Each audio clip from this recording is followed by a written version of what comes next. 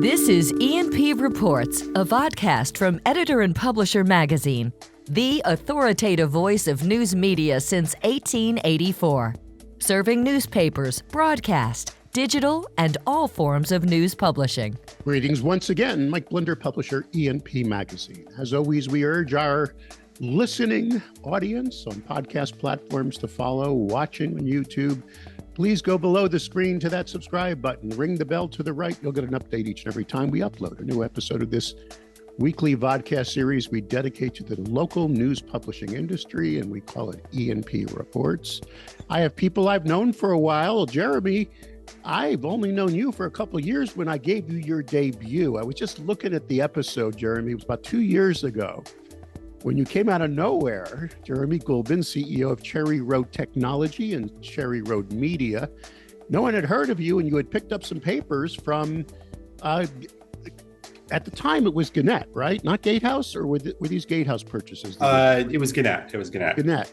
They were the weeklies, the community papers, the ones they inherited in that Gatehouse Gannett merger. Some of them were old friends of mine because I consulted in Dodge City, Kansas with the Morris papers. I mean, you picked up a lot of these small weeks. Everybody's going, who the heck is Jeremy Gulban? And another thing, just as full disclosure, Jeremy, you have like no social media profile anywhere for a technology guy. Why is that? I always ask you that question. You know what? I'm just an old-fashioned guy. That's why I like print media, I guess. Well, it's good to have you on board, sir, because CherryRoad is doing a lot of great things for our industry, keeping local titles alive.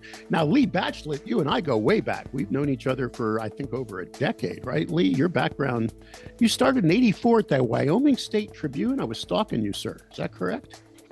Yeah, a year out of high school was my first full-time newspaper job. Myself through college writing for papers. Absolutely. And you, of course, you were in senior management at Las Vegas Review-Journal.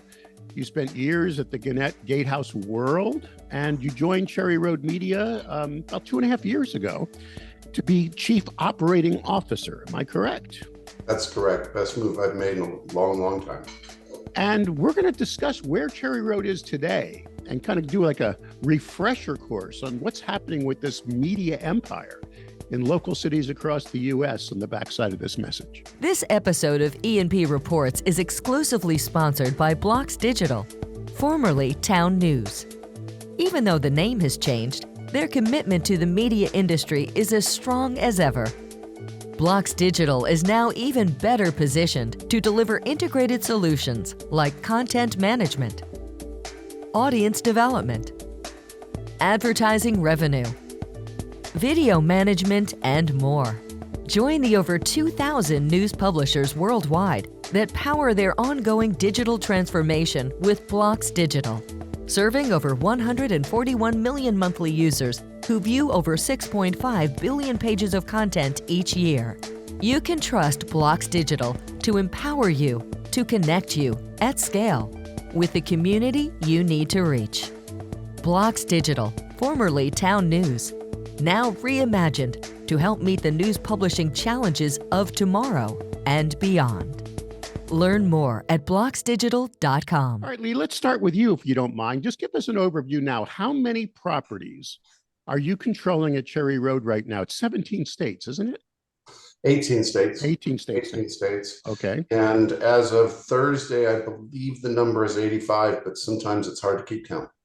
Largest one, Lee? Probably Ardmore in Oklahoma. I've been there, worked that paper. Population and size of the team, if you don't mind my asking. Well, we got about 500 employees. And what is your smallest market, Lee? Oh gosh, we've got lots of little tiny ones where we've just got maybe 1 or 2 people. Right. Now, I would say Hamburg, Iowa would be my guess. There you go. That's probably true. I think there's 700 people in the town. And you maintain, okay, so Jeremy, thank you for chiming in. You maintain a title in Hamburg, Iowa with 700 people. What's wrong with you? I mean, I understand that 700 people in Hamburg, Iowa need their voice. They need their constitutional mandated final check on power. I'm sure there's a school board there and a city council and high school sports and all the things that make the town be a lovely place to live. But how can you find any form of business profitability in a community like that. Why, Jeremy? What's going on? Well, it's actually interesting. We do reasonably well there because we're able to leverage our staff in Nebraska City, which is across the Missouri River, about 15 minutes away, to provide coverage, provide all the support there to sell into the market. So without, we're by having economies of scale and kind of a regional approach there, we're able to stay in the market. If we didn't have that, it would be impossible, right? The math just wouldn't work. But given that, it does work for us and works very well, actually. Okay, so you are a technology company. I mean, your father, right? I mean, this is a family business, CherryRoad. You provide, I guess, infrastructure for communities, cities, whatever. You got the bug a couple of years ago to pick up some newspapers. What was the rationale behind that, Jeremy? If I can just dig into the past again. Yeah, well, a lot of our customers on the technology side have always been cities and school districts. And during the pandemic, we couldn't sell any big projects, so we had a lot of time on our hands, and we wanted to help deal with this crisis that was a once in a lifetime crisis. So we built a solution to host public meetings online or to help with remote learning. And all of our customers said, "That's great, but no thanks. We're going to just take Google's stuff for free or put it on Facebook." And I felt like, what does this mean for our economy and our country if everyone's default is to default to three big companies to do everything they're doing? What does that mean for all the businesses on Main Street? And we're a reasonable sized business. What does it mean for really small businesses? So I wanted to do something about that. And so I had this crazy idea of looking at local newspapers and wound up buying one in northern Minnesota. And it's kind of snowballed from there.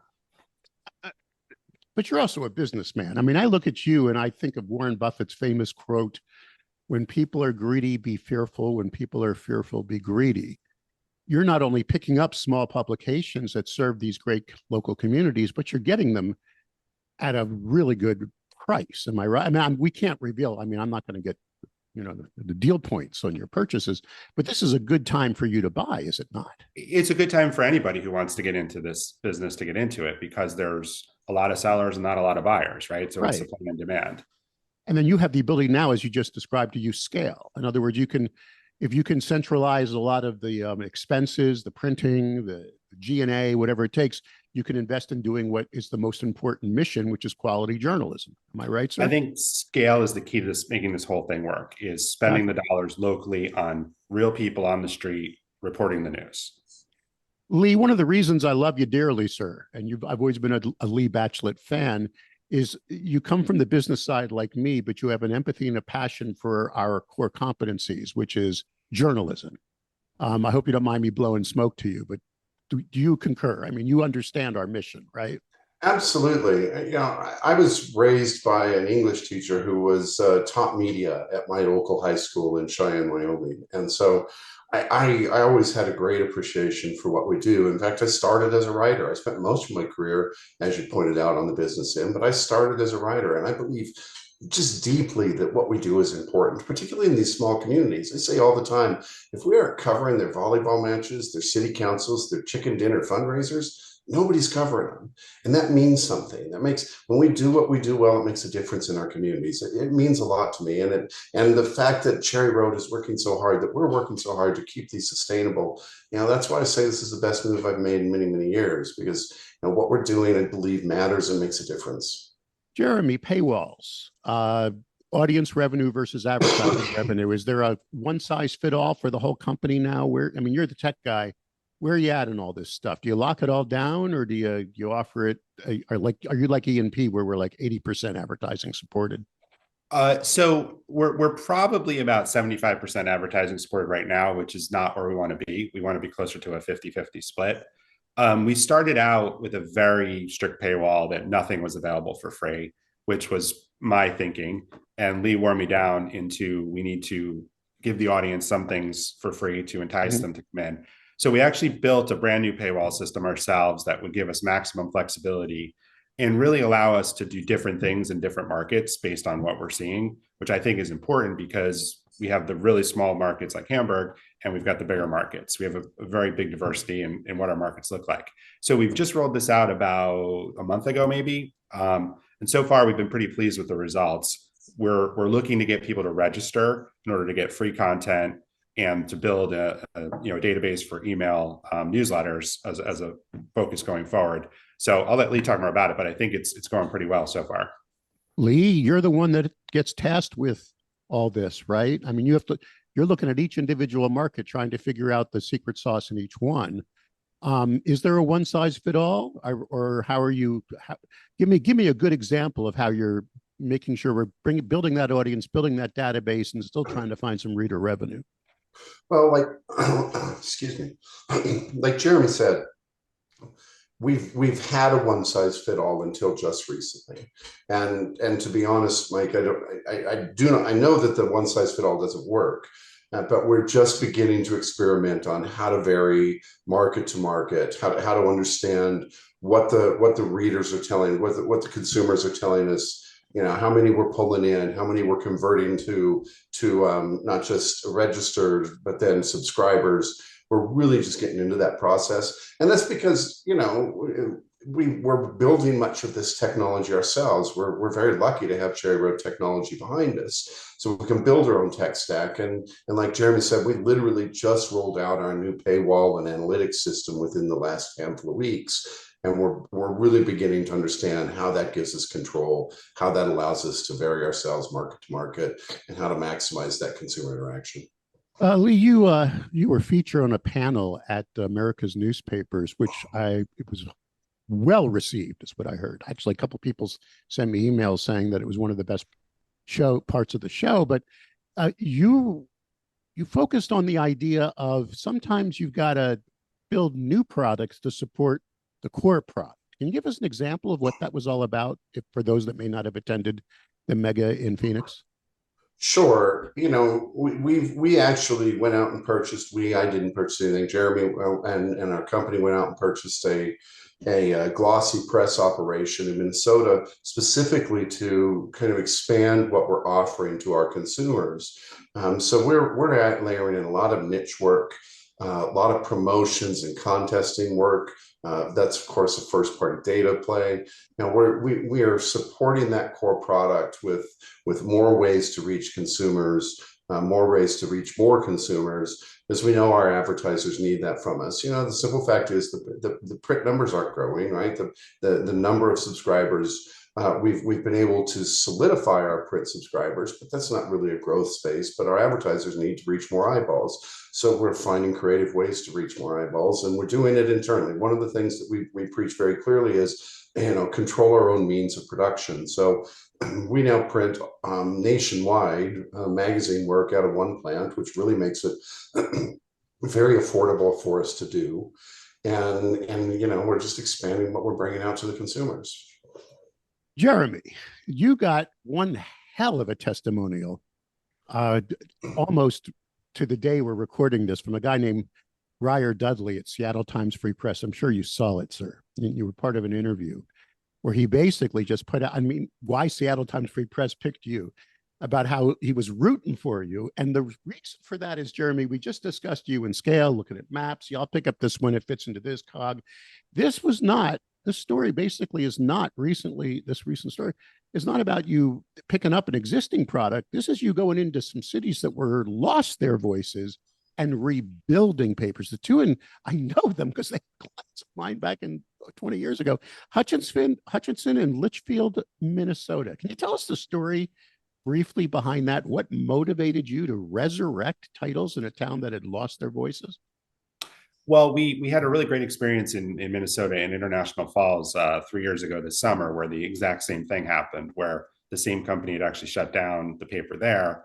And that was really kind of the first project that I did along those lines, and went to town and met with people and was really blown away by how much people care about that paper and wanted it. And we felt like there would be the same opportunity in these two communities. So coincidentally, Lee was going to Minnesota. So he went out there and met with all the folks in both towns and got the same vibe that they really wanted to have a printed paper. They really wanted to work with us because we had been there, done that. And so it just was a great opportunity. We were able to get the staff to come on board with us, which was critical.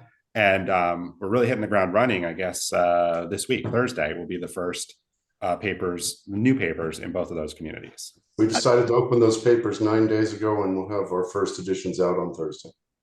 Lee, I was just about to ask you. I mean, how when you went into those communities and sat down with mayors, city leaders, what have you, what did they say? Are you for real? Thank you.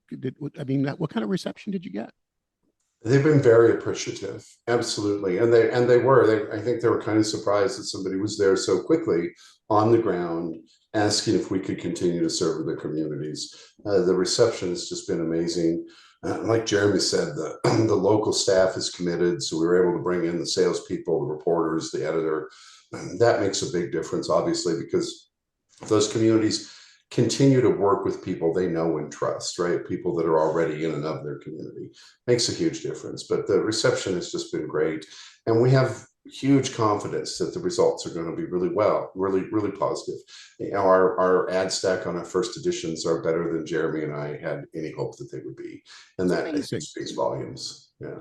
I'm convinced that I would love, I don't like the idea of a community losing its voice, but I'd love to be the guy going in and resurrecting it, because I'm a big believer. You know, I'm not a believer. I know the sales process, wrote a book on it. It's all about fear of loss, right? They call it the solution-based sales process, needs-based process. When I used to do public television fundraising, when I was a DJ, I used to go on camera and say, what would your world be like without Sesame Street? You know what I mean?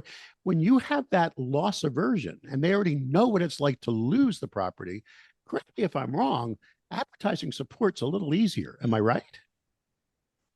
Well, I would never say advertising support is easy, but it's a little easier. Absolutely, Mike. It's never easy. I agree. But it's a little easier, absolutely. But you know, it's also easier when we have good local people who are already in those communities, already know those customers. And that was one of the keys for this is we knew if we could bring that really solid local staff along with us, that we had a good chance for success. Now, obviously, we haven't had success yet. Our first paper comes out Thursday, but you know, we're feeling pretty darn good about it. We're feeling and I certainly feel good about the fact that we're preventing 2 more news deserts, right? That we're doing what we said we want to do in this industry, is make a difference in these small communities. And this is a great example of doing exactly that. A great example of why I love being a part of what CherryRoad is doing today.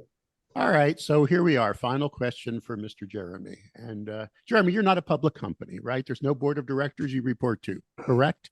Well, we have a board of directors, but it's owned by our family. So that doesn't make it any easier, just saying. Right, so, okay, so you are under a little bit of pressure, right? Somebody is looking at your bottom line. I assume you have kids or plan to. I don't know that much personally about your life. They may want to inherit some of this in the days and years to come.